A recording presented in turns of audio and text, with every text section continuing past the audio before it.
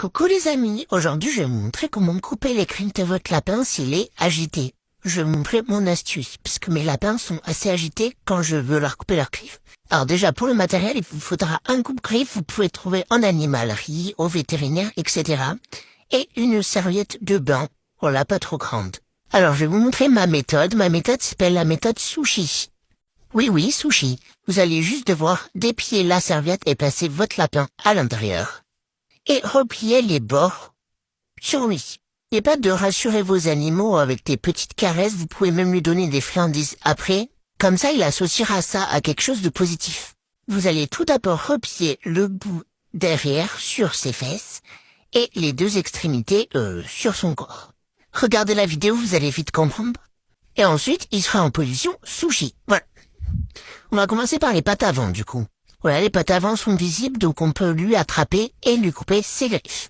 Alors moi sur la vidéo, je vais pas vraiment lui couper parce qu'elle a déjà les griffes bien coupées. Voilà, c'est juste pour vous montrer un exemple. Et pour les pattes arrière, vous allez refaire le sushi. Vous allez enlever la partie sur ses fesses et juste l'entourer avec les deux extrémités, quoi. Comme ça, vous pouvez faire sortir les pattes arrière. Et donc vous allez répéter la même opération mais sur les pattes arrière. Pour bien couper les griffes de votre lapin, vous allez les observer. Parce que les lapins ont des veines dans les griffes. Faudra faire attention à ne pas lui couper, sinon ça va saigner. Ça ne lui fera pas mal, mais attention quand même. Si jamais vous touchez une veine, vous pouvez utiliser de la farine ou de la maïzena enveloppée dans du coton pour stopper le saignement. Pour opérer la veine, il faut faire attention parce qu'il y a des griffes plus foncées et plus claires en fonction des lapins. Donc pour les griffes plus foncées, je vous conseille de mettre une lampe torche en dessous de la griffe pour faire ressortir la veine, et pour les griffes plus claires, vous allez la voir très facilement. Et le coupage de griffes se fait environ tous les 2 mois, mais si vous voyez que les griffes de votre lapin sont trop longues, n'hésitez pas à lui couper.